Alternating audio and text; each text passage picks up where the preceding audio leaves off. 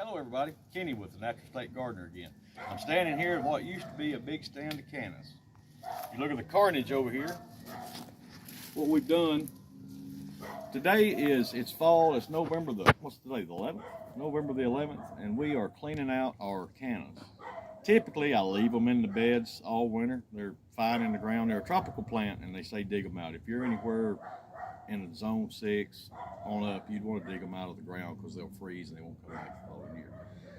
We've never had a problem coming back. The problem that we have is they stay in the ground too much, the rhizomes run and they multiply. If you'll look over here in this bed, these, and don't get me wrong, I love Cannas. I mean, I really do. I love Cannas. You grow them basically for the foliage. The flowers, you can see we still got a few flowers left. You don't grow them necessarily for the flowers, although they're a pretty bonus. You grow them for the foliage. And but anyway, when this started, it was 1 or 2 little rhizomes, 2 or 3 little rhizome bulbs. And this has happened in the last, let me put these out here, year before last? Yeah. Year before last? From year before last to this.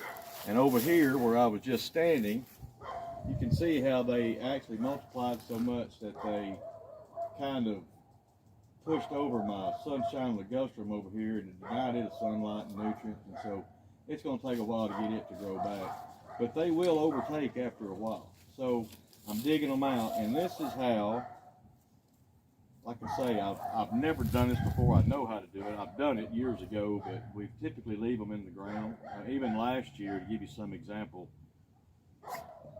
being a tropical plant, of course, we plant them fairly deep, and then I mulch my beds every winter.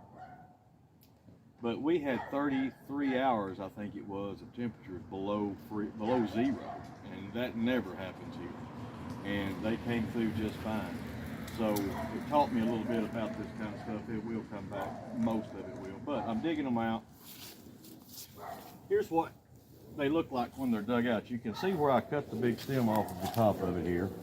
These are the rhizomes, and these are the shoots of the plants that'll be coming out next year. Now, what I did, I just dug them out of the ground. This root right here goes to something else. That's not. Anyway, I dug them out of the ground. I shook off as much dirt of them as I could. And the way that you store these things, actually, we're going to make 2 out of that 1. You just put them in a cool, dry place all winter, let them harden off, and then in the spring, put them in the ground, and you've got Cannas again. And it's an excellent way if you're gardeners and you garden on a budget like we do. In the spring, you can pot these up into little pots and let the shoots come out of the ground. And at a plant sale, they'll bring $5, $6 a piece. If you don't believe it, go to Lowe's and try to buy some in the spring. But anyway, I mean, and out of 2 or 3 plants, you wind up with literally dozens and dozens of new plants. So that's what we're doing today. That's the project for today. What's Cooper doing? Cooper looks like he's scratching the back of his ear, Mommy. I think maybe he may have a... He had some dry skin. I coated him and... Probably got fleas out here in this grass. But anyway, thanks for watching. Wait, do you want to talk about your grass? No, well, my grass is pretty, but this is really not, this is not grass content. But yeah, we can talk about my grass if you want to. Every year I put out annual ryegrass. I love to have a green yard in the wintertime. And it does 2 or 3 things, actually. Number one, Mother Nature doesn't like to be naked, so she likes anything on her that she'll, to cover the ground. Number 2, it's pretty green lawn all winter and into the spring, and it actually will naturally die out once the temperature gets up in the 80s and your Bermuda and your zoysia grass start to come up. This will naturally die out. And but another reason I plant it, it chokes out a whole bunch of the henbit, the spring clover that comes out, and a lot of the Johnson grass and crabgrass that wants to come out in the springtime. It chokes it down, and it keeps me from having to spray pre-emerge in the fall and in the spring, so it saves me 2 sprayings for my lawn.